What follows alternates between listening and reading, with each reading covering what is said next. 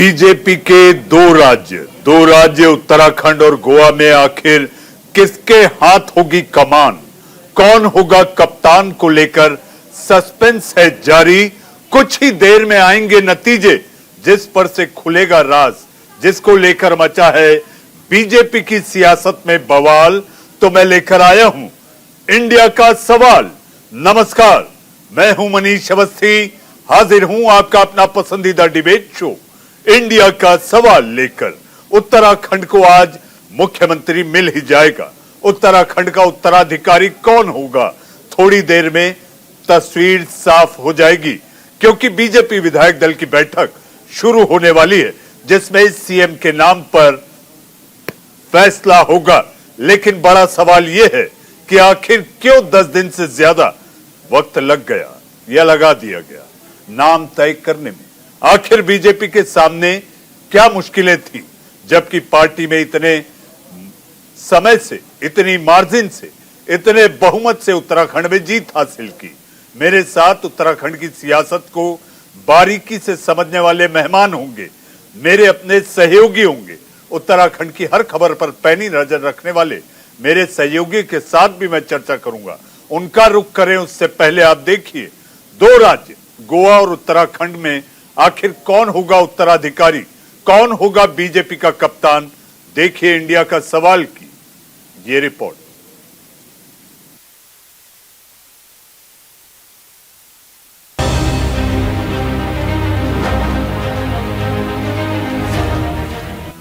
उत्तराखंड में बीजेपी सरकार बनाने की कवायद तेज हो गई है। सोमवार को नवनिर्वाचित विधायकों ने शपथ ग्रहण की। 70 नवनिर्वाचित विधायकों को प्रोटेम स्पीकर बंशीधर भगत ने शपथ दिलाई। उत्तराखंड के राज्यपाल पूर्व लेफ्टिनेंट जनरल गुरमीत सिंह ने सोमवार सुबह 10 बजे उत्तराखंड विधानसभा के वरिष्ठतम सदस्य और कालाढूंगी से विधायक बंशीधर भगत को प्रोटेम स्पीकर की शपथ दिलाई। राजभवन में आयोजित समारोह में सुबह 10 बजे शपथ समारोह शुरू हुआ, जिसमें कार्यवाहक मुख्यमंत्री पुष्कर सिंह धामी और मुख्य सचिव एस.एस. संधू मौजूद रहे। 7वीं बार विधायक बने बंशीधर भगत को नई विधानसभा के अध्यक्ष चुने जाने तक प्रोटेम स्पीकर बनाया गया। वर्ष 1991 में पहली बार यूपी विधानसभा में नैनीताल से विधायक बने बंशीधर भगत। 1993 और 1996 में नैनीताल विधानसभा क्षेत्र से जीत हासिल की।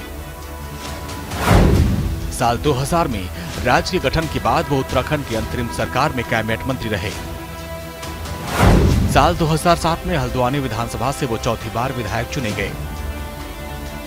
साल 2012 में परसिमन के बाद बनी कालाढूंगी विधानसभा सीट से वो विधायक चुने गए। मार्च 2021 तक बीजेपी प्रदेश अध्यक्ष की भूमिका निभाई। रेस और दौड़ में रहने से कुछ नहीं होता। ये भारतीय जनता पार्टी है। यहाँ विधानमंडल दल की बैठक होती है, उसमें पर्यवेक्षक के रूप में आज माननीय राजनाथ सिंह जी आ रहे हैं। सबसे चर्चा बातचीत करके जो निष्कर्ष निकलेगा हाईकमान को वो बताएंगे, और फिर हाईकमान से रिपोर्ट लेके मुख्यमंत्री और स्पीकर कौन बनेगा इसकी बात को तय करेंगे। प्रोटेम स्पीकर की शपथ के बाद विधानसभा की कार्यवाही शुरू हुई।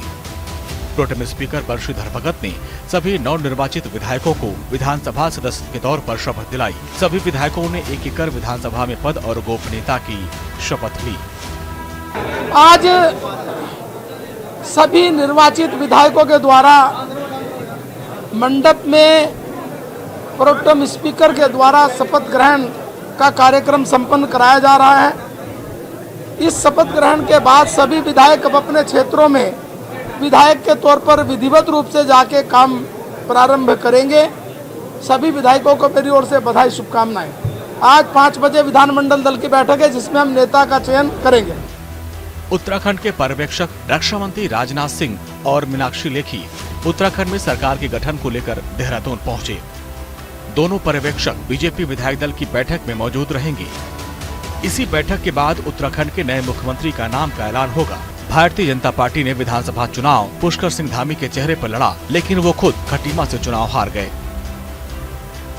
लेकिन फिर भी मुख्यमंत्री की दौड़ में पुष्कर सिंह धामी का नाम सबसे आगे चल रहा है, क्योंकि बीजेपी ने उत्तराखंड फिर मांगे मोदी धामी की सरकार के नारे पर चुनाव लड़ा था। उत्तराखंड के सीएम की रेस में कौन कौन है ये भी जान लीजिए। उत्तराखंड का मुख्यमंत्री कौन? पुष्कर सिंह धामी, अनिल बलूनी, ऋतु खंडूरी, अजय भट्ट, धन सिंह रावत,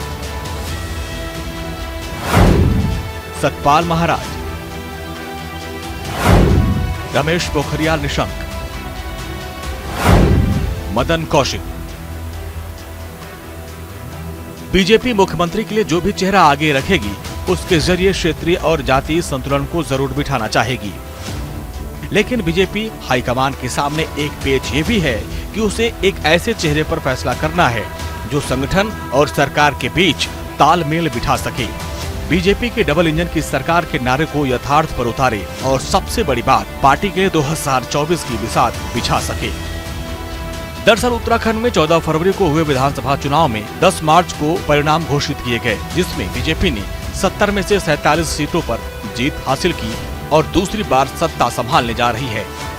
ऐसा पहली बार हो रहा है कि उत्तराखंड की जनता ने किसी पार्टी को लगातार दूसरी बार सत्ता के सिंहासन पर बैठाया। इसलिए बीजेपी के सामने जनता की उम्मीदों पर खरा उतरने की बड़ी चुनौती होगी। Bureau report, news India.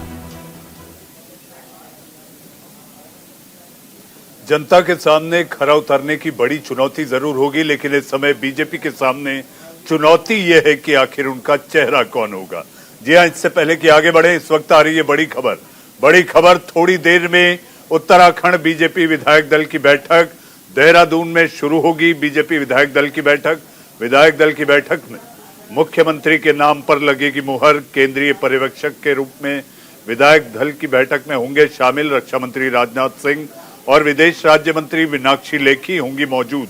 इसके साथ साथ जो जानकारी आ रही है उसके मुताबिक उत्तराखंड के सांसद भी विधायक दल की बैठक का हिस्सा होंगे, जो पहले नहीं हुआ करता था। इस वक्त की बड़ी खबर आपके टीवी स्क्रीन पर। थोड़ी देर में उत्तराखंड बीजेपी विधायक दल की देहरादून में बैठक होगी, जिसमें रक्षा मंत्री राजनाथ सिंह, विदेश राज्य मंत्री मीनाक्षी लेखी जो कि पर्यवेक्षक के रूप में देहरादून पहुंचे हैं, वो भी विधायक दल की बैठक में शामिल होंगे। इसके साथ साथ उत्तराखंड के सांसद, बीजेपी के सांसद भी बैठक का हिस्सा होंगे।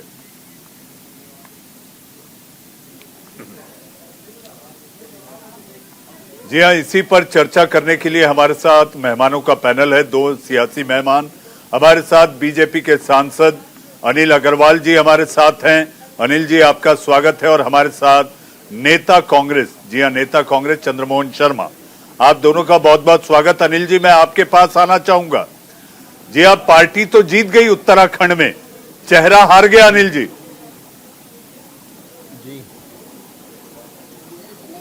चेहरा हारने की कोई बात ही नहीं है। हमारे जो भारतीय जनता पार्टी का शीर्ष नेतृत्व है, माननीय मोदी जी हम सबके एक माननीय नेता हैं और उन्हीं की नीतियों और निर्देश पे पूरी जितने भी हमारे मुख्यमंत्री हैं, जितने भी कार्यकर्ता सब काम करते हैं। आज जो उत्तराखंड में सरकार बनी है उसमें अगर आप देखा जाए, माननीय मोदी जी का बहुत बड़ा योगदान है। कितनी उन्होंने यहाँ पे अपनी रैलियां की हैं, कितना लोगों के बीच में रहे हैं, उत्तराखंड को क्या क्या सौगातें दी हैं और स्टेट गवर्नमेंट ने उसको इम्प्लीमेंट किया है। तो निश्चित रूप से स्टेट का भी अपना बड़ा रोल है, लेकिन नेतृत्व का और लीडरशिप का बड़ा रोल है। और ये माननीय मोदी जी का ही करिश्माई नेतृत्व है कि उत्तराखंड में दोबारा भारतीय जनता पार्टी की सरकार बनने जा रही है। और भारतीय जनता पार्टी के लिए ये कोई महत्वपूर्ण नहीं है कि कौन मुख्यमंत्री होगा, जिसको माननीय विधायक चुनेंगे वो मुख्यमंत्री होगा। जी अनिल जी, लेकिन उत्तराखंड के जो चुनाव लड़े गए थे, मुझे नारे भी याद हैं। जी हाँ, मोदी धामी के नाम पर वोट मांगे गए थे। धामी की जीत खटीमा से खटाई में पड़ गई और वो चुनाव हार गए। नहीं, देखिए वेस्ट बंगाल में भी अगर आप देखें तो ममता जी चुनाव हार गई थी, लेकिन फिर भी मुख्यमंत्री बनी, तो ये कोई बड़ी बात नहीं है। लेकिन निश्चित रूप से धामी जी ने बहुत अच्छा काम किया है माननीय मोदी जी के नेतृत्व में, और इस बात को निश्चित रूप से पार्टी कंसिडर करेगी। जी, पार्टी कंसिडर करेगी और इसके साथ साथ आप ये संकेत दे रहे हैं कि गैर विधायक ही हो सकता है उत्तराखंड का अगला कप्तान हो। नहीं, मैं कोई संकेत नहीं दे रहा हूं, सारे विकल्प खुले हैं।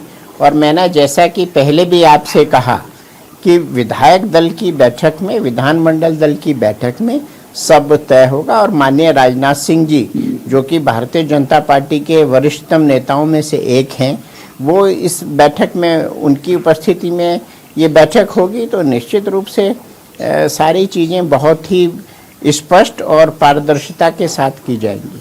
अनिल जी, आखिर क्या वजह रही कि बहुमत में आने के बाद भी इतनी अच्छी खासी मार्जिन 47 सीटों के साथ 70 में से आप लोगों ने वहां पर जीत हासिल की है, लेकिन नाम नहीं तर्कए पर?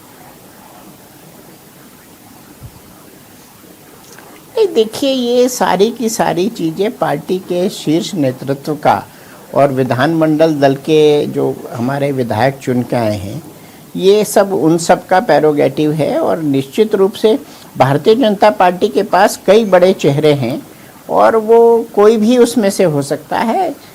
जिसको भी विधायक दल के नेता चुनेंगे वो निश्चित रूप से मुख्यमंत्री होगा।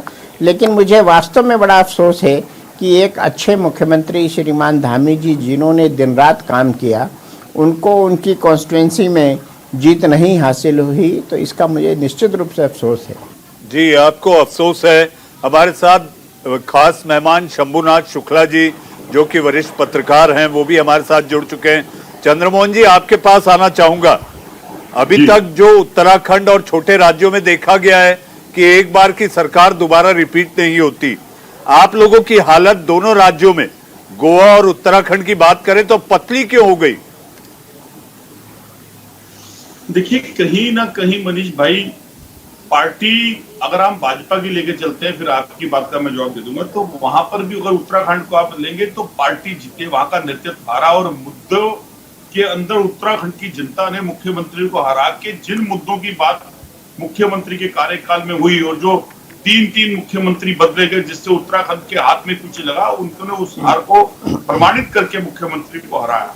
अब आती है हमारी बात, देखिए, हमने अपने उन्हीं मुद्दों को लेके बात रखी और उन्हीं मुद्दों की बात लेके जनता के सामने की। कहीं ना कहीं आज नकारात्मक और सकारात्मक एक पॉलिटिक्स का दौर शुरू हो गया है, जिसके अंदर अगर आप सकारात्मक बात भी कर रहे हो, उसके ऊपर एक नकारात्मक बात का रोष इतना ज्यादा मनीष भाई बढ़ चुका है कि उसका असर पिछले करे हुए कार्यों को भुला के प्रेजेंट की करी हुई एक बोल पे आके खड़ा हो जाता है।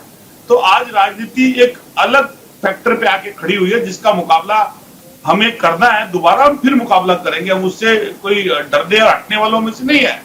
लेकिन हाँ, ये जरूर है कि जहां लोकतंत्र है, लोकतंत्र के अंदर अगर जनमत का कोई निर्णय होता है तो उसे सिर माथे लेना पड़ता है और लिया भी जाना चाहिए, क्योंकि यही लोकतंत्र की सबसे बड़ी पहचान है। और वही अपने हाथों से सरकार चुनते हैं और वही निर्णय देते हैं। तो अगर वो निर्णय हमारे फेवर में नहीं है तो हम उसको मानते हैं कि कहीं ना कहीं हमें कुछ और जरूरत थी, कुछ अच्छा करने की, या अच्छी तरह से अपनी बात को जनता को समझाने की, जो हम शायद नहीं समझा पाए। तो उस पर हम और आगे के लिए गौर करेंगे। जी, उसके आगे के लिए मेरे पास जो जानकारी आ रही है, आपके कांग्रेस मुख्यालय में भी एक बैठक शुरू हुई है। जी हाँ, वो बैठक में न जाने किस तरह का चिंतन और मनन होगा, ये तो खबर थोड़ी देर बाद आएगी। लेकिन ये जरूर है कि कांग्रेस के लिए चिंता का विषय जरूर है। हमारे साथ हमारे अपने सहयोगी रमन ममगई, रमन भी हमारे साथ जुड़ चुके हैं। रमन, आपके पास आऊंगा, उससे पहले मैं शंभुनाथ जी के पास चलना चाहूंगा। शंभुनाथ जी, बीजेपी के लिए यक्ष प्रश्न हो गया, उत्तराखंड का चेहरा किसे बनाएं? जी, ये वाकई मनीष जी दुर्भाग्य की बात है कि बीजेपी अभी ये तय नहीं कर पा रही है। इतने दिन हो गए, 10 मार्च को रिजल्ट आया था, आज 21 तारीख हो गए कि किसको मुख्यमंत्री का चेहरा बनाए। एक जो मुख्यमंत्री पराजित हो गए हैं या फिर पुराने मुख्यमंत्रियों में से किसी को तय करे, ये बड़ी उसके लिए मुश्किल दुविधा के बात हो गई है। तो बेहतर तो यही रहेगा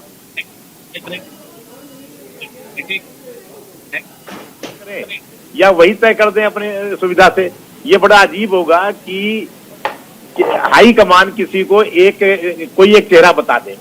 जो अभी तक नाम चल रहे हैं उनमें एक पुष्कर सिंह धामी का भी है।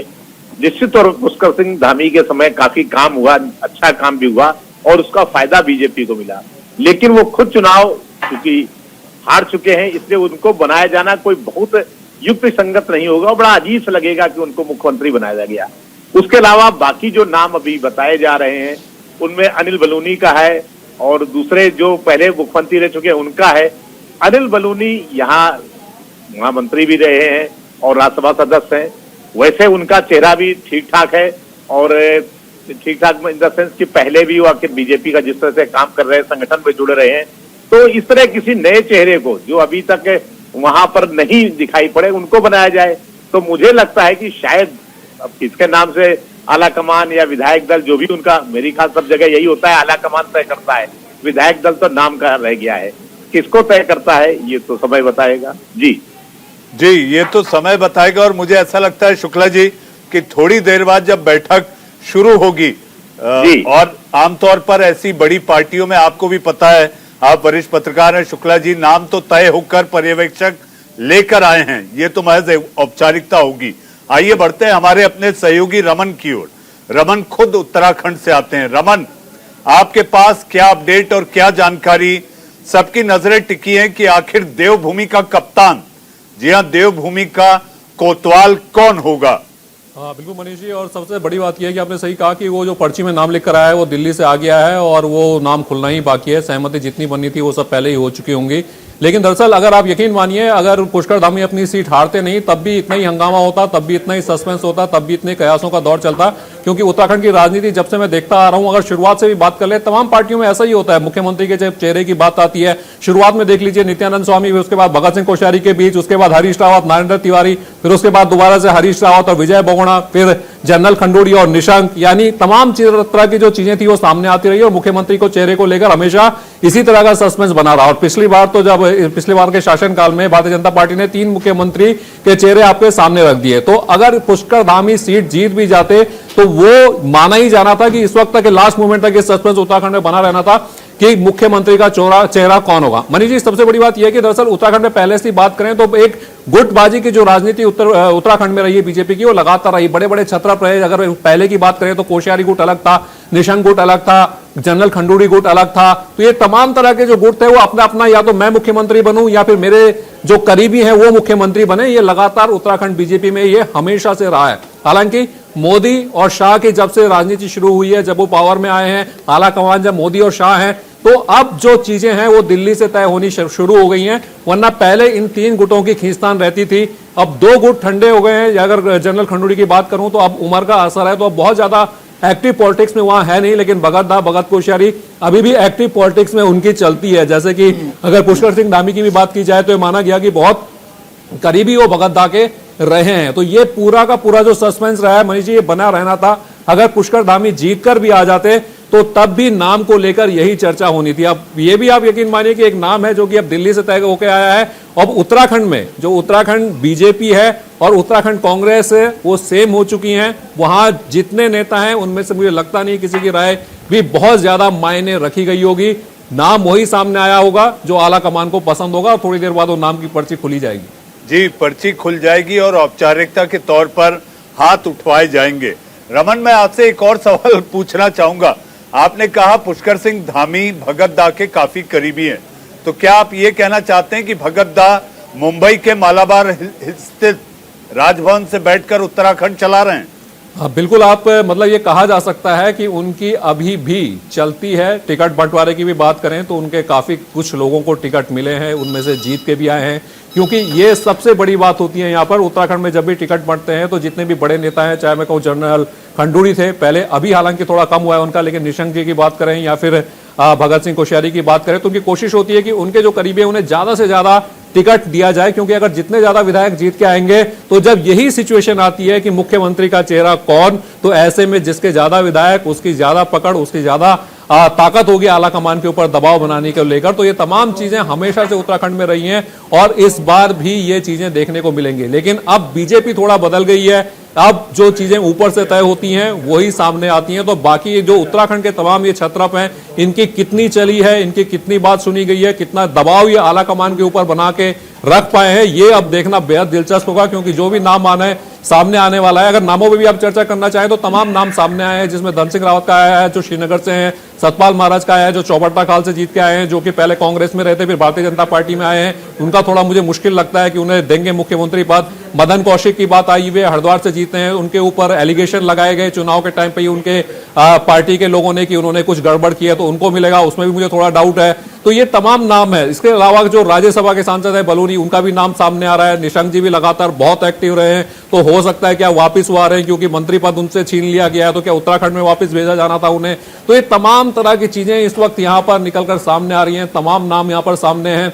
और रितु खंडूड़ी का भी नाम सामने आया, जो कि जनरल खंडूड़ी की बेटी है, कोटद्वार से जीत कर आई हैं। उनके पिता आ रहे थे, लेकिन इस वक्त वो जीत कर यहाँ पर सामने आई है। तो ये तमाम नाम मनीष जी सामने जरूर आ रहे हैं, लेकिन ये तय है कि एक पर्ची वापस आ चुकी है उत्तराखंड में तमाम फीडबैक लेने के बाद, और वो जो नाम होगा उसको सबको मानना होगा, क्योंकि इस वक्त जो बीजेपी है वो बदली हुई है और आला कमान बहुत ही ताकतवर है। जी, आला कमान ताकतवर है, लेकिन जो सियासी तासीर है उत्तराखंड की, रमन, इंडिया का सवाल के पहले भी जब हम आपसे चर्चा कर रहे थे तो सियासी तासीर को लेकर हमने बात की थी। आला कमान ताकतवर है, ये बात साफ है, लेकिन इसी उत्तराखंड में चुनाव के कुछ महीनों पहले हमने देखा कि किस तरह से 3 मुख्यमंत्री इसी पार्टी में बदले गए थे, एक के बाद एक, 3 नाम 3 चेहरे। अनिल अग्रवाल जी, अगर सब कुछ ठीक है तो सियासी तासीर उत्तराखंड की जो है, कई नाम ऐसे हैं जो कि आप ये समझिए कि मोतीचूर के लड्डू फूट रहे हैं कि शायद लॉटरी में मेरा नाम हो। ऐसी सूरत में कैसे मना पाएंगे, क्योंकि इतिहास और अतीत जो रहा है उत्तराखंड का, उसमें जी हाँ दिलचस्पी थोड़े समय के लिए, लेकिन बाद में उदासी आने में ज्यादा वक्त नहीं लगता। देखिए, जो उत्तराखंड की जनता ने अपना फैसला दिया है वो सर्वमान्य है, सबके लिए है, और उत्तराखंड के हित को भारतीय जनता पार्टी का शीर्ष नेतृत्व सर्वोच्च रखेगा। विधान दल की बैठक हो रही है, उसमें विधायकों की राय होगी, और जैसा कि आपने कहा कि पर्ची आई है, ऐसी परंपरा भारतीय जनता पार्टी में नहीं है, और ये मैं मानता हूं कि एक सुखद चीज है कि भारतीय जनता पार्टी के पास कई कार्यकर्ता हैं जो मुख्यमंत्री के पद को बखूबी निभा सकते हैं, उस दायित्व को बखूबी निभा सकते हैं। तो ये लोकतांत्रिक व्यवस्था में किसी भी दल के लिए, किसी भी पार्टी के लिए एक शुभ संकेत है, और जो भी किया जाएगा वो उत्तराखंड के भविष्य को लेके किया जाएगा। और उत्तराखंड की जनता के प्रति हमारी बहुत जिम्मेदारी बढ़ गई है कि पहली बार उत्तराखंड की जनता ने सरकार रिपीट की है, भारतीय जनता पार्टी को पॉजिटिव वोट मिला है। अभी तक जो सरकारें बनी हैं वो नेगेटिव वोट से बनी है, ये पहली सरकार है जो पॉजिटिव वोट से बनी है। के लिए रोकूंगा, आपके टीवी स्क्रीन पर उत्तराखंड में विधायक दल की बैठक की अंदर की तस्वीर आपके टीवी स्क्रीन पर, ये ताजा तस्वीर विधायक दल की बैठक की मंच पर आप देख सकते हैं। पर्यवेक्षक के अलावा 7 से 8 कुर्सियां लगी हुई मंच पर। विधायक दल की बैठक की शुरुआत आपके टीवी स्क्रीन पर उत्तराखंड को लेकर कुछ ही देर में ये साफ हो जाएगा कि आखिर कौन होगा देवभूमि का कप्तान कोतवाल। इस वक्त की बड़ी खबर, ताजा तस्वीर।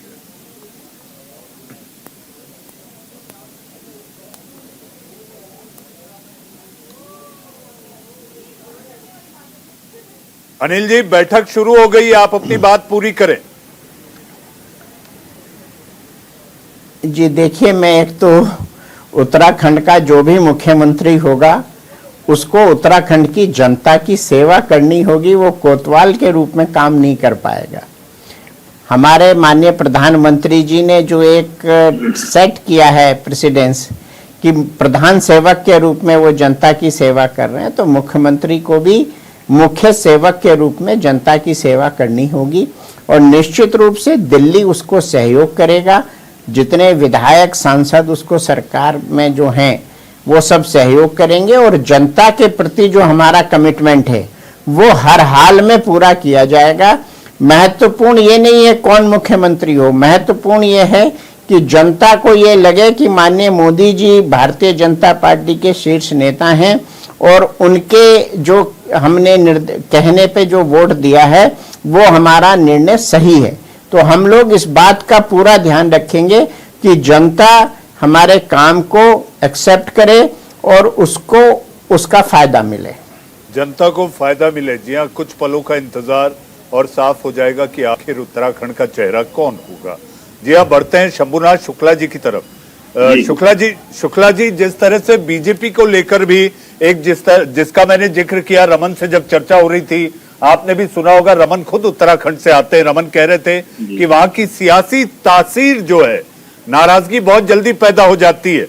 तो अगर किसी भी नाम पर मुहर लगे, बहुमत है पार्टी के पास, आपको लगता है कि उस नाम को वहां की सियासी तासीर यानी बीजेपी के भीतर ही बहुत लंबे समय तक झेल पाएगी? देखिए, उत्तराखंड एक छोटा स्टेट है, जाहिर है छोटा स्टेट होने के कारण हर एक की पहुंच है हर एक तक, तो नाराजगी भी कोई भी तबका अगर संतुष्ट नहीं हुआ तो नाराजगी वो दिखाएगा, इसमें कोई शक नहीं है। तो ये जो एक छोटे राज्यों की एक समस्या होती है कि एक तो भाजपा विधायक दल भी मात्र 47 लोगों का, हालांकि 47 में उसे बहुमत तो बहुत ज्यादा है, इन सब के बावजूद भी उनके यहाँ एक ये है कि कोई भी 5-6 लोग भी इधर से उधर हो जाएं, किसी के मालिए 3-4 नाम हो और हर एक के पास 8-8, 10-10 विधायक हो और कोई भी नाम इधर से उधर हो जाता है, संतुष्ट खेमा हो जाता है, तो नाराजगी तो हो ही जाएगी। तो नाराजगी जल्दी होती है। अब उत्तर प्रदेश जैसे राज्यों में जहां 200 कम से कम 202 होने चाहिए बहुमत पाने के लिए, वहां कितने कम है उत्तराखंड में इस बनस्पत। तो ये जो नाराजगी है वो इसलिए भी होती है कि बहुत छोटे छोटे गुट बन जाते हैं और वो इतने नाम, अभी रमन भी बता रहे थे, इतने नाम है लगा करके बीजेपी के अंदर। भाई खंडूरी जी की बेटी है, खुद पुष्कर सिंह धामी है, उनके पूर्व के तीरथ सिंह रावत या त्रिवेंद्र सिंह रावत और भी लोग, निशंक जी भी हैं। तो इतने नाम है और सब में कुछ ना कुछ, सबके पास कुछ 4-4, 5-5 विधायक रहे होंगे। इसके अलावा अभी एक बात और बताई जो शायद अभी तक मैं भी नहीं सोच पा रहा था कि भगत सिंह कोश्यारी भी हैं जो बैठे हैं, तो महाराष्ट्र के राज्यपाल, लेकिन उनकी चलती है यहाँ पर मुंबई से, वो काफी कुछ अपने लोगों को यहाँ संकेत देते रहते हैं। तो ऐसी स्थिति में जो भी पर्ची आई होगी या जो भी नाम तय होगा, उससे असंतुष्ट लोग बड़ी जल्दी असंतुष्ट हो जाएंगे और बड़ी जल्दी असंतोष उनका दिखाई पड़ने लगेगा, जो बड़े राज्यों में आमतौर पर नहीं दिखता। जी शुक्ला जी, मुंबई के मालाबार हिल स्थित राजभवन में बैठे भगत सिंह कोश्यारी के उत्तराखंड बीजेपी में भक्त बहुत ज्यादा, इसी को लेकर हम थोड़ी और चर्चा करेंगे। वक्त है एक छोटे से ब्रेक का, ब्रेक के उस पार चर्चा करेंगे और आपको सीधा लिए चलेंगे देहरादून, जहां से हमारे संवाददाता जुड़ेंगे और ताजा हालात, ताजा जानकारी, ताजा खबर कि आखिर विधायक दल की बैठक में चल क्या रहा है आपको बताएंगे। वक्त है एक ब्रेक।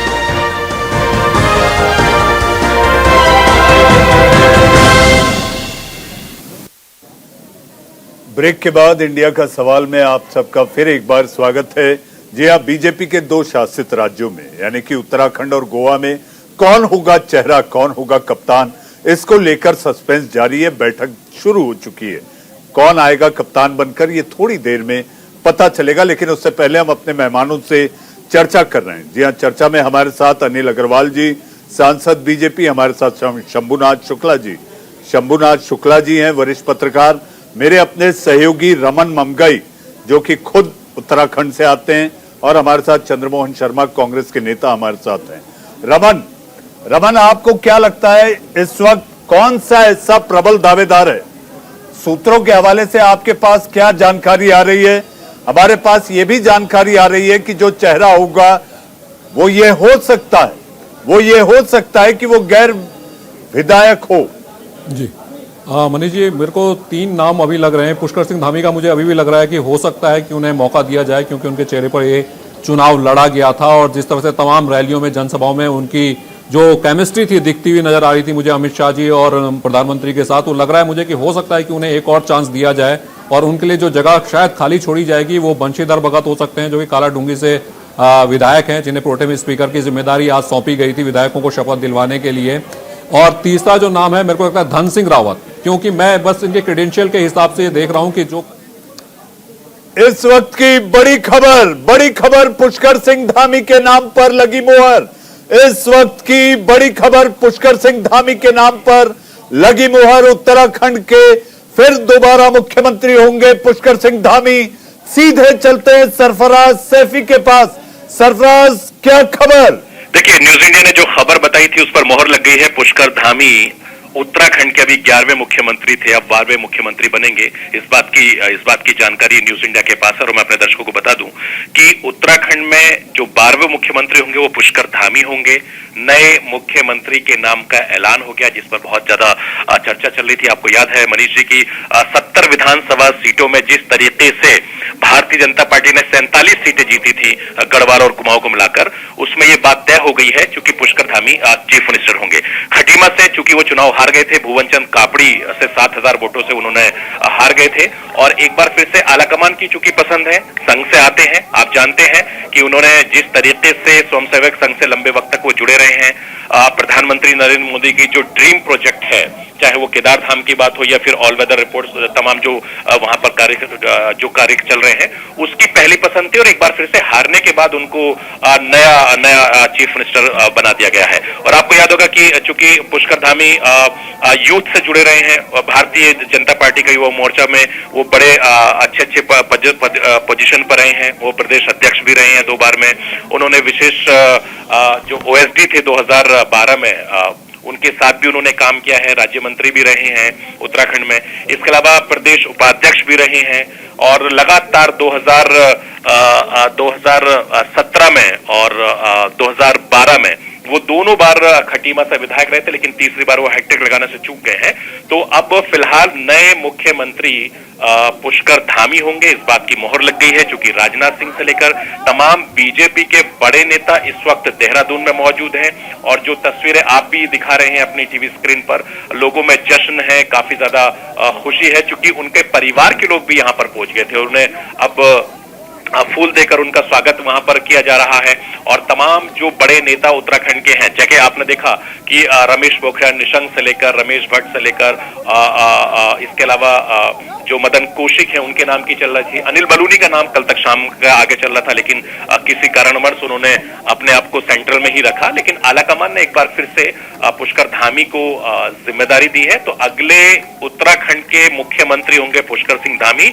और जो उन्होंने पिछले दौरान जब उन्होंने कार्यकाल में काम किया था, मैं खुद उत्तराखंड गया था, उनका इंटरव्यू किया था और उन्होंने ताबड़तोड़ उनके बारे में एक बात कही जाती है मनीष जी, जब मैं उनका इंटरव्यू कर रहा था, उन्होंने कहा था कि मैंने उत्तराखंड के एक एक जिले को, एक एक गांव शहर कस्बे में गए थे और हेलीकॉप्टर को उन्होंने ऑटो की तरह बना दिया था। ये बात बड़ी उत्तराखंड में मशहूर है और ये बात हर कोई शख्स जानता है। ये कहते हैं कि पुष्कर धामी जैसे ही चीफ मिनिस्टर बने, तो मैंने उनसे सवाल भी किया था पुष्कर धामी से कि आपने तो बिल्कुल अनिल कपूर की जो फिल्म थी नायक, उसकी तरह किरदार यहाँ पर निभाया, चाहे गढ़वाल हो, कुमाऊं हो, कोई जगह ऐसी नहीं छोड़ी जिस जगह पुष्कर धामी ने जाकर लोगों को प्रचार प्रसार नहीं किया।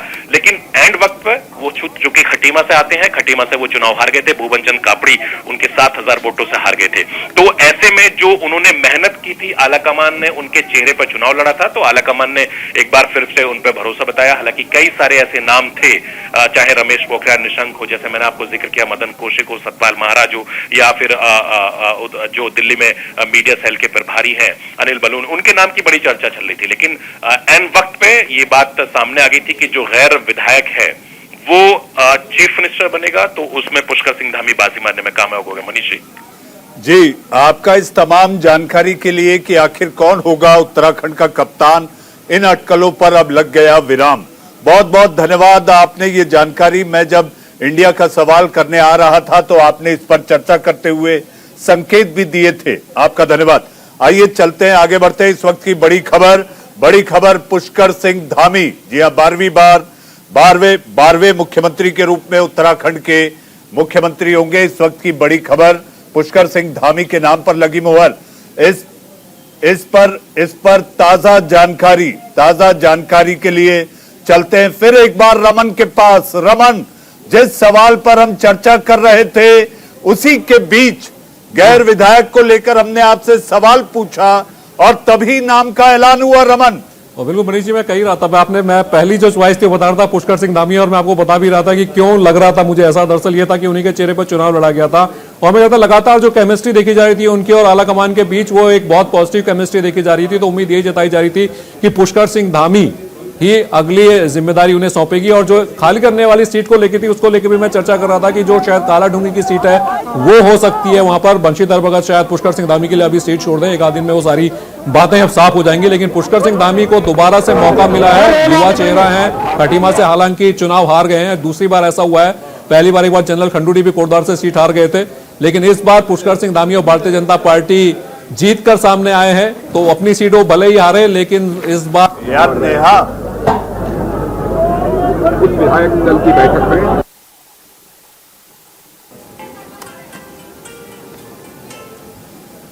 जी रमन, आप अपना सवाल पूरा करें, अपना जवाब पूरा करें जी, रमन। जी जी जी तो मैं वही मनीष जी ये कह रहा हूं कि पुष्कर सिंह धामी की जो केमिस्ट्री थी आला कमान के साथ वो बहुत ही अच्छी नजर आ रही थी। और शायद ये चुनने की एक वजह ये भी है कि चुने हुए विधायकों से ही आपको, जिन्होंने वहां पर चुनाव लड़ा था, जिन्होंने फ्रंट फुट पर जाके वहां लड़ाई लड़ी थी, क्योंकि उत्तराखंड के इतिहास में पहली बार हुआ है कि कोई पार्टी फिर से रिपीट की हो, दोबारा से सत्ता में आई हो, भारतीय जनता पार्टी वो पार्टी बनी है। तो यानी जो चेहरे पर भरोसा उत्तराखंड की जनता ने जगाया था, जो चुना था पुष्कर सिंह धामी के हो, क्योंकि लगातार पूरा कैंपेन करते रहे, वो पूरे उत्तराखंड में घूमते रहे और अपनी जो सीट थी उसकी जो जिम्मेदारी थी वो उनकी पत्नी संभालती हुई। सर, आप लगातार धामी को धाकड़ के रूप में देखते रहे हैं, आपने तमाम रैलियों में कहा है, आपको लगता है कि अब जो विकास की गति है उत्तराखंड में? मैं पुष्कर धामी को अपनी तरफ से बधाई देता हूं और मुझे पूरा विश्वास है कि इनके नेतृत्व में उत्तराखंड तेजी के साथ विकास करेगा। और मैं आश्वस्त हूं कि उत्तराखंड केवल तेजी के साथ विकास ही नहीं करेगा, बल्कि उत्तराखंड का एक बहुआयामी विकास होगा, ऐसा मेरा विश्वास है। सर, जब आप आए हैं लगभग 6 महीने तक सरकार चलाकर पुष्कर धामी ने इस उत्तराखंड में एक अपनी छाप छोड़ी है और यही कारण है भारतीय जहां पर मोदी जी का नेतृत्व केंद्र में और यहाँ पर पुष्कर धामी 6 महीने के अंदर जो अपनी छाप छोड़ी है उसका परिणाम इस चुनाव में स्पष्ट रूप से देखने को। प्रधानमंत्री नरेंद्र मोदी जी ने आपको यहाँ पर पार्टी ने आपको पर्यवेक्षक बनाकर भेजा, तो क्या संदेश था पुष्कर सिंह धामी जी को लेकर के या अन्य नेताओं के लिए? किस तरह से देखते हैं धामी जी को? सरकार चला चुके हैं, सरकार कैसे चलाई जाती है इस बात को अच्छी तरह समझते हैं। इसलिए मैं उत्तराखंड का एक समग्र विकास होना चाहिए, इसी लक्ष्य को लेकर हमारी उत्तराखंड की सरकार पुष्कर धामी के नेतृत्व में काम करेगी। इसके प्रति मैं पूरी तरह। सर, आपको लगता है कि अब मुख्यमंत्री बदलने की जरूरत नहीं पड़ेगी 5 सालों में? तहे दिल हार्दिक बधाई देता हूँ। आज पर्यवेक्षक के रूप में हमारे साथ श्रीमती मीनाक्षी लेखी यह भी इसमें मौजूद थी और हमारे प्रदेश अध्यक्ष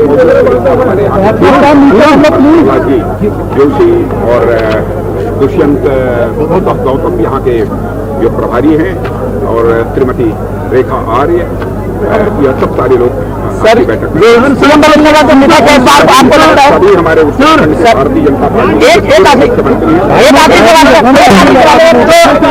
सीएम बदलने का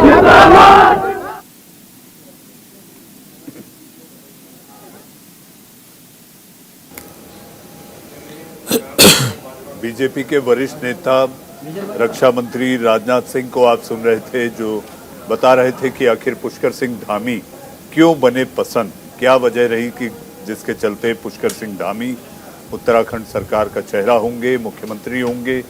इसके साथ साथ उन्होंने कई और सवालों के जवाब दिए, लेकिन एक सवाल पर वो बचते हुए निकल गए। उन्होंने उस सवाल का जवाब नहीं दिया। सवाल था कि क्या 5 साल तक पुष्कर सिंह धामी ही बने रहेंगे मुख्यमंत्री। इस सवाल पर राजनाथ सिंह ने कोई भी जवाब देने से इनकार कर दिया।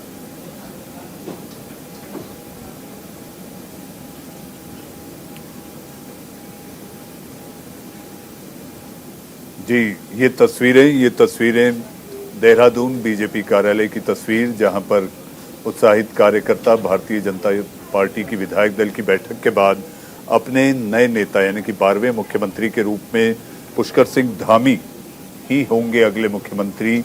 इसको लेकर खुशी की लहर के तहत झूमते नाचते गाते आपके साथ टीवी स्क्रीन पर फिर एक बार जो 10 दिनों से लगातार अटकलों का दौर चल रहा था कि ये नहीं वो नाम होगा, वो नाम नहीं ये नाम होगा, जैसा कि सियासत में हमेशा होता है, जब तक कि नाम का ऐलान ना हो जाए तब तक ये धुकधुकी लगी रहती है कि आखिर किसका नाम, किसकी लगेगी लॉटरी, किसका कटेगा नाम। इसी को लेकर आखिर जो अटकलों का दौर था, अटकलों का बाजार गर्म था, उस पर विराम लग चुका है। उत्तराखंड के 12वें मुख्यमंत्री के रूप में पुष्कर सिंह धामी ही अगला नाम होंगे। इस वक्त की बड़ी खबर। आइए चलते हैं अपने मेहमानों के पास। हमारे साथ मेहमान के रूप में शंभुनाथ शुक्ला जी। चंद्रमोहन शर्मा और हमारे साथ हमारे अपने सहयोगी रमन ममगई हैं। आइए सीधा आपको लिए चलते हैं देहरादून की आखिर वहां पर इस वक्त क्या माहौल है, अपने संवाददाता रोहित विक्रम सिंह के पास। रोहित, ताजा जानकारी और ताजा खबर सबने सुन ली और देख ली। बाकी विधायकों के जिनके नाम चल रहे थे उनके चेहरे पर किस तरह की लकीरें आप देख सक रहे हैं? बिल्कुल मंत्री जी, हमने अपने विश्वास की सूत्रों के माध्यम से पहले दिन से ही ये कहते आ रहे हैं कि जब मतगणना हुई थी और जब 47 सीटों का मैंडेट भारतीय जनता पार्टी को मिला था, उसी दिन से जो भारतीय जनता पार्टी के चुनाव प्रभारी हैं प्रहलाद जोशी, उन्होंने एक बड़ा बयान दिया था कि उत्तराखंड भारतीय जनता पार्टी के सबसे पॉपुलर चेहरे पुष्कर सिंह धामी है। और राष्ट्रीय महामंत्री कैलाश विजयवर्गीय ने भी कहा था कि पुष्कर धामी अब प्रदेश के नहीं बल्कि राष्ट्रीय स्तर के नेता हो चुके हैं।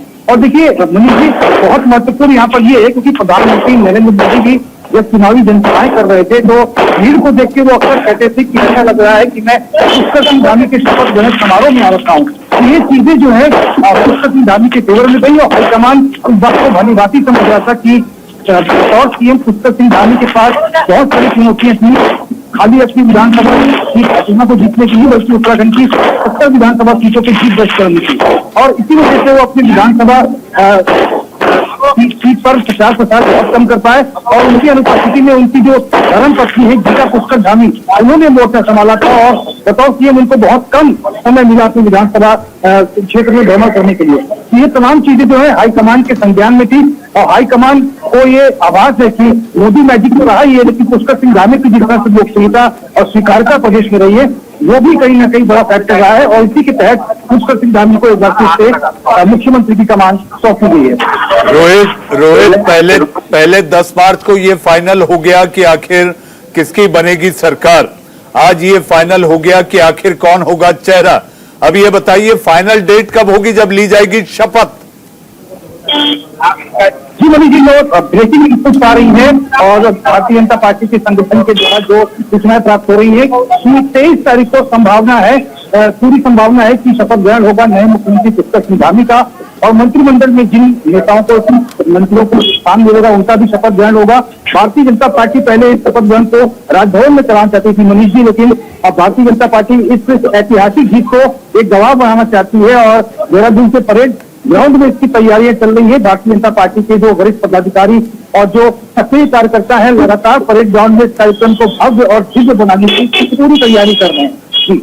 जी, वहां पर इस समय जो विधायक पहुंचे थे वो इस समय बीजेपी कार्यालय से निकल चुके हैं या वहां पर जमा होकर कानाफूसी जैसे होती है नाम को लेकर ये निश्चित वहां पर चल रही होगी? रोहित, बिल्कुल साफ तौर देखिए मनीष जी, सतपाल महाराज चूंकि रूठने में बहुत माहिर माने जाते हैं और पिछली बार भी जब पुष्कर सिंह धामी का नाम अनाउंस हुआ था मुख्यमंत्री के तौर पर तो वो गुजरात के पार्टी दफ्तर से चले गए थे। और आज भी यही स्थिति रही। सबसे पहले सतपाल महाराज ही निकले और गाड़ी में बैठे बिना मीडिया से बात किए वो चले गए। अब धीरे धीरे एक एक करके विधायक जो है वो अपने गंतव्य की ओर जा रहे हैं। एमएलए हॉस्टल में चूंकि सभी लोग रुके हुए तो एमएलए हॉस्टल की तरफ रवाना हो रहे हैं। भारतीय जनता पार्टी का जो प्रदेश कार्यालय है इसके फाटक पूरी तरह से बंद कर दिए गए क्योंकि भारी व्यक्ति को प्रवेश नहीं दिया जा रहा है। अंदर जय श्री राम के नारे लगाए जा रहे हैं, पुष्कर धामी जिंदाबाद के नारे लगाए जा रहे हैं। और एक बार फिर से भारतीय जनता पार्टी का पूरा प्रयास है कि पुष्कर सिंह धामी के नेतृत्व में जिस तरह से केंद्र की योजनाएं हैं और राज्य की योजनाएं हैं जो प्रदेश में चल रही है उनको और तेज गति से प्रदेश में लागू किया जाए और अब इस ऐतिहासिक क्षण को शपथ ग्रहण के क्षण को ऐतिहासिक बनाने का प्रयास अब भारतीय जनता पार्टी के संगठन के द्वारा किया जाएगा। जी रोहित आपसे एक सवाल है पुष्कर सिंह धामी के लिए 6-7 ऐसे विधायकों के नाम सामने आए थे जो अपनी सीट उनके लिए छोड़ने को तैयार थे। क्या ये समझा जाए कि उन्हें इसका रिवॉर्ड मिल सकता है? बिल्कुल साफ तौर पर देखिए मनीष जी, ये भी कहीं ना कहीं पुष्कर सिंह धामी के फेवर में चीजें गई और हाईकमान को ये लग गया कि पुष्कर सिंह धामी विधायकों की जीत भी लोकप्रिय है। कैलाश बतौड़ी जो कि चंपावत से विधायक हैं और भारी मार्जिन से जीत के आए, उन्होंने सबसे पहले पेशकश की थी कि मैं अपनी सीट छोड़ने को तैयार हूँ अगर पुष्कर सिंह धामी को सीएम बनाया जाता है।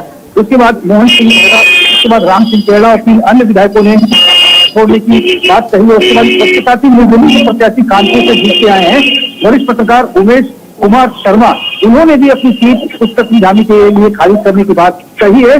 तो हाईकमान को इस बात का आभास भी हो गया कि विधायकों के बीच भी पुष्कर सिंह धामी की लोकप्रियता बहुत ज्यादा है और यही सारी चीजें हैं जो पुष्कर सिंह धामी के फेवर में गई मनीष जी।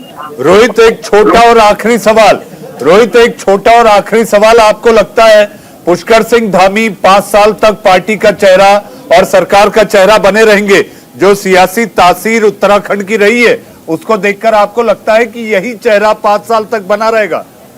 की संभावना तो मनीष जी पूरी लग रही है, क्योंकि जिस तरह से गणना के बाद जो नतीजे आए और 10 से 11 दिन लग गए मुख्यमंत्री का चेहरा चयन करने को लेकर, तो हाईकमान ने पूरी एक्सरसाइज की है। हाईकमान इस बार इस मिथक को भी तोड़ना चाहता है कि 5 साल तक कोई मुख्यमंत्री सिवाय एनडी तिवारी के शासनकाल को पूरा नहीं कर पाया।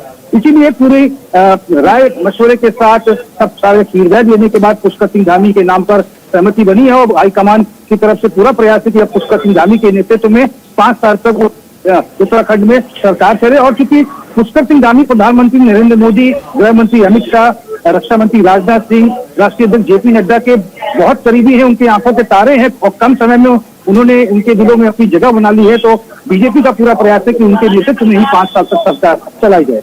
जी रोहित, आपका इस तमाम जानकारी के लिए शुक्रिया। आप शपथ ग्रहण वाले दिन आपके पास आएंगे और आपसे जानकारी इकट्ठा करेंगे कि आखिर जो मंत्री हो गए वो तो खुश हो गए और जो नहीं हुए वो कितने नाखुश और नाराज। बहुत बहुत धन्यवाद रोहित आपका। आइए चलते अपने मेहमानों की ओर। इंडिया का सवाल खत्म भी करना है, जैसे हमने सवाल शुरू किया था कि इसी कार्यक्रम में ये पता चल जाएगा कि आखिर कौन होगा चेहरा। रमन, आप अपनी बात पूरी करें तो मैं शंभुनाथ जी और चंद्रमोहन जी के पास एक एक कमेंट के लिए जाऊं। हाँ बिल्कुल मनीष जी, मैं बस पूरा यही करना चाहता हूँ कि मुझे थोड़ा डाउट है कि 5 साल ये चलेगा कि नहीं चलेगा, क्योंकि अभी उन्हें एक जगह से चुनाव लड़ना होगा, फिर उसके बाद जीतकर वापस आना होगा। और उत्तराखंड में जितने बड़े नेता जिन्हें मैं जानता हूँ उनको देख के मुझे लगता है कि राह इतनी आसान होगी नहीं। और मनीष जी, आपके महाराष्ट्र में बहुत ही मजबूत सूत्र है, तो जो भगत दा की मैं बात कर रहा था, आपको पता करना चाहिए कि वो पिछले एक हफ्ते से कहाँ थे। जी जी जी, मैं ये जरूर पता करूंगा, लेकिन रमन इतना जरूर बता दूं कि भगत दा न केवल उत्तराखंड बल्कि देश के बीजेपी के पूरे संगठन में उनका जो प्रभाव और असर है, मैं अभी नाम नहीं कह सकता क्योंकि सूत्रों के हवाले से अगर नाम लूंगा तो ये ठीक नहीं होगा। राय शुमारी न केवल उत्तराखंड बल्कि देश के अन्य राज्यों के लिए भी भगत दास से ली जाती है हमेशा। शंभुनाथ जी, पुष्कर सिंह धामी के नाम पर लग गई मुहर। अब इंतजार है कि कौन मंत्री बनेगा कौन नहीं, तारीख कब होगी कब नहीं, इसी को लेकर अब अटकलों के बाजार गर्म होंगे। ये धामी का बनना इसलिए भी शायद बीजेपी को सूट किए कि 4 महीने के मुख्यमंत्री काल में उन्होंने कुछ तो करिश्मा किया कि बीजेपी लोग पहली बार ऐसा हुआ कि बीजेपी रिपीट कर गई है। कोई नहीं मान रहा था कि बीजेपी रिपीट कर, लेकिन मान लेते कि अब शायद ये पुष्कर सिंह का कमाल, लेकिन वो हार गए। मेरे ख्याल से उनके संशय रहा होगा, मैं हार सकता हूँ, इसलिए उन्होंने 1-2 लोगों को तो ऐसा खड़ा किया होगा खाली कर दे, क्योंकि वहां तो विधान परिषद का विकल्प नहीं, आपको दोबारा चुनाव करना ही पड़ेगा। जैसा अभी आप बता रहे थे, कुछ लोग हैं तो सीट खाली करने को इच्छुक हैं, तो उसके बदले में कुछ ना कुछ हम ही देंगे ही। तो मंत्रिमंडल का जो गठन होगा बहाने उनको भी शामिल, तो उनको उनकी वजह अभी बनाए रखिए, उसके बाद ही किसी का नंबर। जी शुक्ला जी, आपको लगता है कि पुष्कर सिंह धामी, जी हाँ, रिकॉर्ड तो बन गए, एनडी तिवारी के बाद एक रिकॉर्ड बनना है कि कोई मुख्यमंत्री जिसने 5 साल पूरे किए, उसके बाद पहली बार जब से उत्तराखंड राज्य बना उसके बाद कोई सरकार दोबारा रिपीट हुई है, तो आपको लगता है एनडी तिवारी का रिकॉर्ड भी आखिर यही पुष्कर सिंह धामी तोड़ देंगे?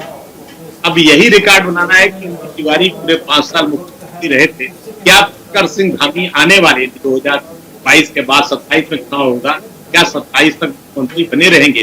क्योंकि जैसा कि अभी रमन पहले बता रहे थे कि यहाँ असंतुष्ट लोग भी काफी हो जाते हैं। कोई ना कोई गुट का नेता जो है वो अपने विधायकों को थोड़ा बहुत उकसाता रहता है कि ठीक है, बहुत दिन हो गए, कुछ और मांग रखो। तो ये सब मांगे दूसरों की मांगे हैं, इनको भी फेस करना पड़ेगा। पहले के जो अभी 4 महीने गुजरे हैं वो तो वैसे थे कि जिसमें कोई चुनौती ज्यादा नहीं, एक ही चुनौती थी कि हमें किसी प्रकार एन प्रकार सरकार बचा लेनी, और उसमें पुष्कर सिंह धामी सफल रहे। तो अब लेकिन आने वाली चुनौतियां उनके लिए ज्यादा गंभीर होगी कि कैसे वो निपट पाएंगे। जी, कैसे वो निपट पाएंगे? शुक्ला जी, मैं आपको बताना चाहूंगा मैं अपने संवाददाता से जब देहरादून अभी संवाद कर रहा था तो उन्होंने कहा, जब मैंने उनसे पूछा कि वो नाराज विधायक जो कि जिनको लग रहा था फूल के कुप्पा हो रहे थे कि शायद वो मुख्यमंत्री बन जाए, उसमें से एक दो नाम उन्होंने लिया और कहा कि तुनक मिजाजी में मुंह फुलाकर वो तुरंत निकल गए। तो ये चलता रहेगा। बहरहाल चंद्रमोहन शर्मा जी, आपके लिए आत्मचिंतन का दौर, जी हाँ, गहरा आत्मचिंतन, इसे अंग्रेजी में कहते हैं इंट्रोस्पेक्शन इन कंटेम्पलेशन। देखिए, हर चीज के बाद हर एक दौर आता है और हर दौर सीखा जाता है। अब इसी दौर में आप पुष्कर धामी सिंह का ले लीजिए कि उनके कांटों का ताज उनके ऊपर आ गया है, क्योंकि अगर शपथ ग्रहण के अंदर जो विधायक दल सोच रहे थे उससे विपरीत हुआ और वो वहां नहीं रुके, तो वो बिल्कुल ठीक था कि वो केंद्र से ही डिसाइडेड था। तो वो रास्ता पथरीला है और उसका रिजल्ट बहुत जल्दी उत्तर प्रदेश के सामने आएगा, उत्तराखंड के सामने आएगा, क्योंकि यहाँ कहीं ना कहीं ऐशोपेश में भाजपा का नेतृत्व और भाजपा का उत्तराखंड था, जिसके कारण उनको इतने दिन का समय लगा। अब आता है कि उत्तराखंड को अगर पेशोपेश में रहने के बाद मुख्यमंत्री बदले और ये मुख्यमंत्री के कांटों का सर पे लगा, तो उत्तराखंड की जनता के हाथ में क्या आएगा? हमारी नजर पैनी उसी पे रहेगी, उन मुद्दों पे जिस मुद्दों का सरोकार हमने उनकी सरकार रहते हुए हम उसे भुना नहीं पाए, हम उसी पे पैनी नजर रखकर उसी पे केंद्रित रहेंगे। जी, और गोवा के हालात को देखकर क्या लगता है आपको?